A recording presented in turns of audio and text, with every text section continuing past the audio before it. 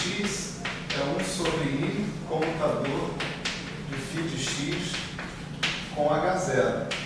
Π chapéu ponto de x é 1 sobre i comutador de π chapéu de x com h0. Né?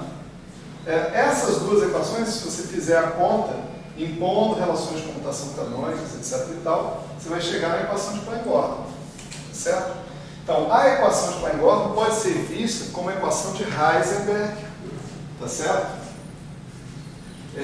Para esse sistema quântico, para os graus de liberdade desse sistema quântico. Bom, isso aí está tudo ótimo, etc. e tal. Você resolveu o problema para o H0, tem as coisas livres e tal. E é possível, né, você trabalhar não com o campo φ de x e π de x que obedecem a essas equações. Se a gente quiser, a gente pode chamar de φ0 e π0, tá certo? Para lembrar que eles vêm, né, dessa Lagrangiana L0, né? Mas você trabalhar com um outro tipo de campo, que é o chamado campo interagente. Né? O campo interagente você pode definir assim: φ de x é exponencial de i vt φ0 de x exponencial de menos i vt. Onde esse v é o cara que aparece na definição do hamiltoniano total do teu sistema. Aí é o termo de interação do teu hamiltoniano de interação. Né? Suponha que o φ0 satisfaz, né, essas equações de movimento, né, que estão aqui. Né?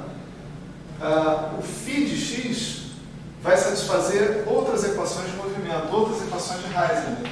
Ele vai satisfazer φ ponto, né, de x igual a 1 sobre i comutador de φ de x com h e não com h0.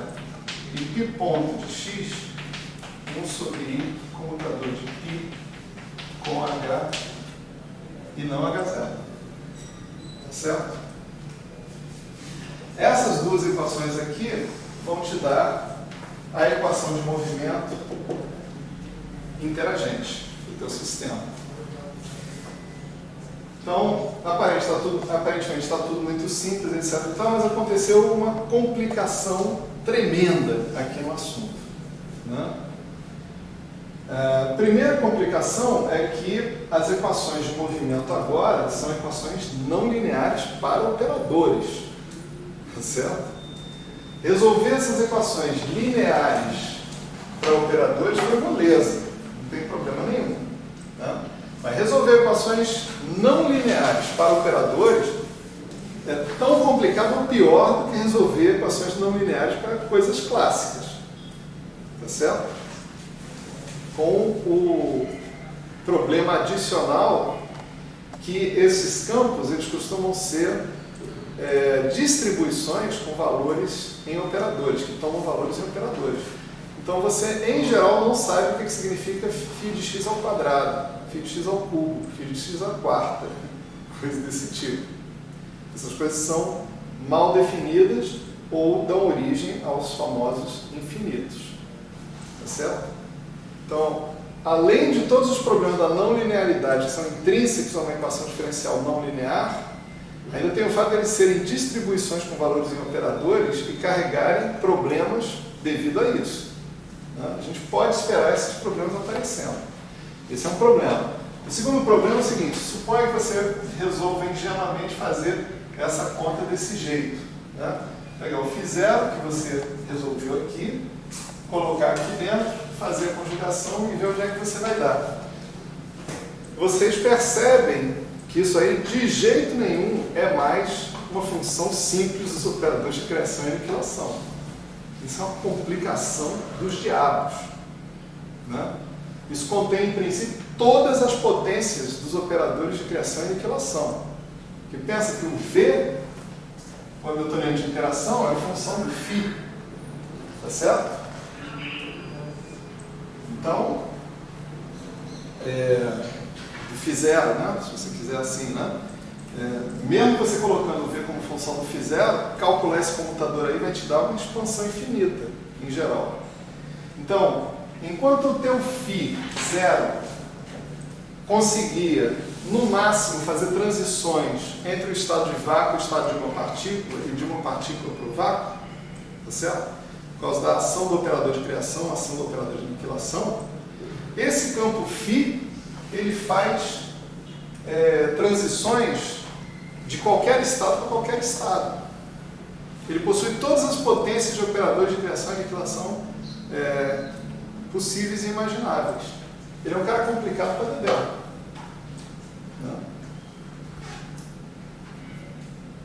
Então, o nosso problema, né, de resolver uma teoria quântica de campos interagentes é o problema de resolver as equações de Heisenberg. Quem se habilita?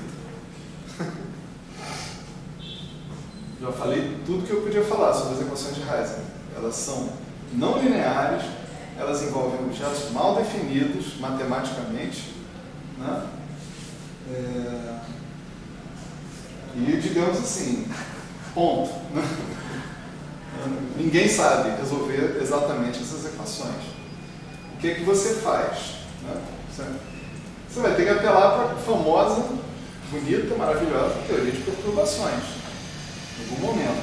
Mas antes de aplicar a teoria de perturbações, é frequentemente conveniente você refrasear todo o seu problema para colocar ele numa forma que seja mais palatável para a aplicação de teoria de perturbações.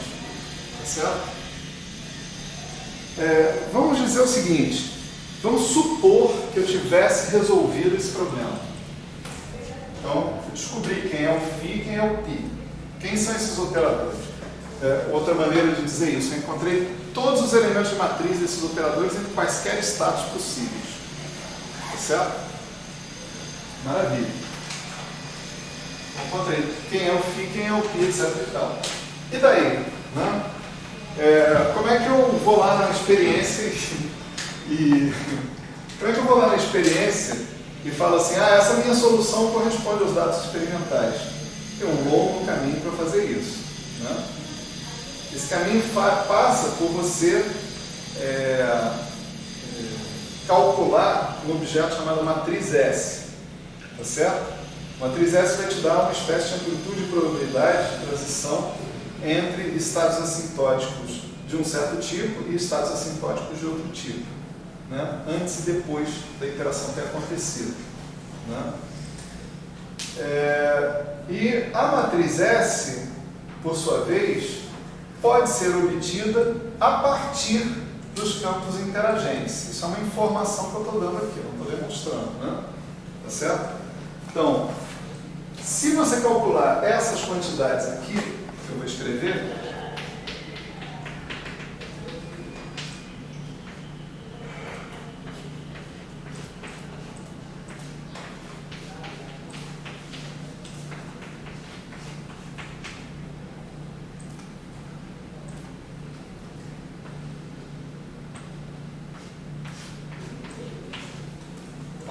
valor esperado no vácuo do produto temporalmente ordenado desses campos que são os campos que satisfazem as equações de Heisenberg com a hamiltoniana completa.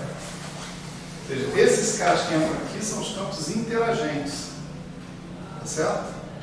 Se você conseguir calcular essa função de Green, né, isso chama-se função de Green, se você conseguir calcular esse objeto que está aqui, em princípio, você tem condição de tratar um problema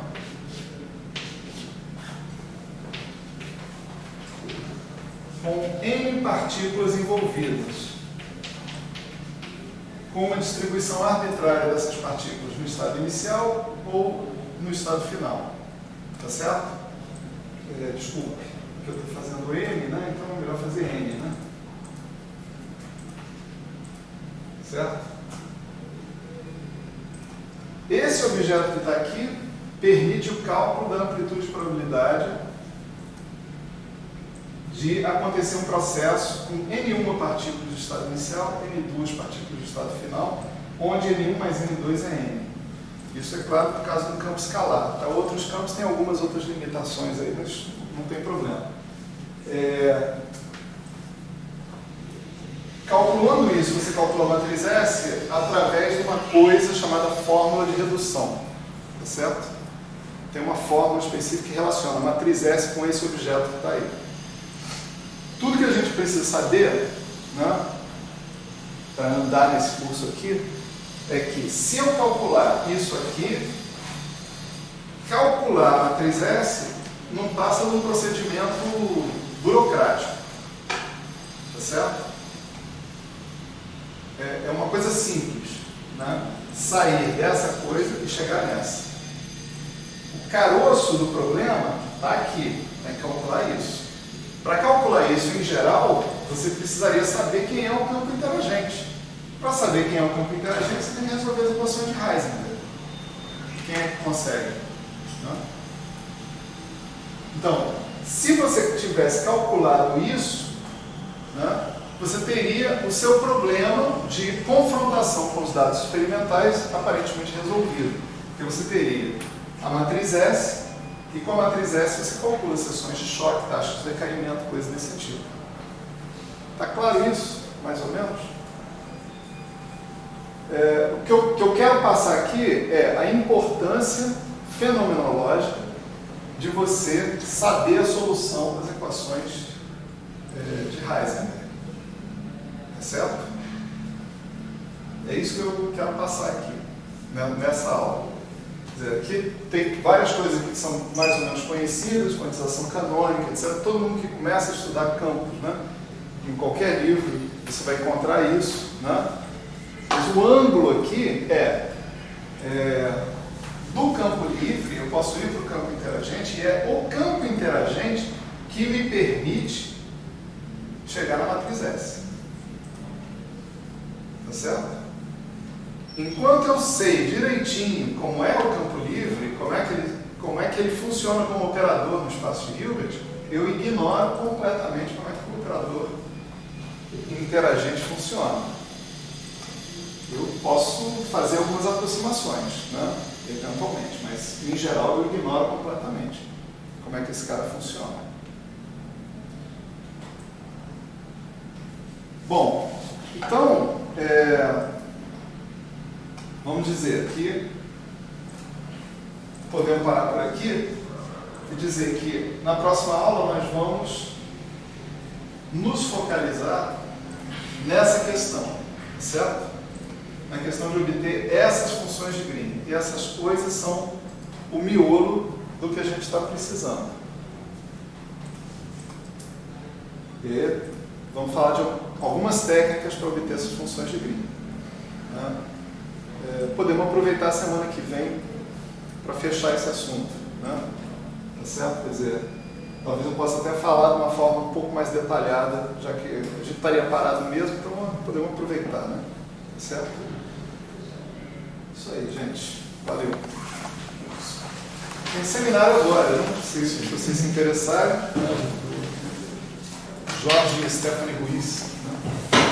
Você está filmando isso, tchau? Não precisa não.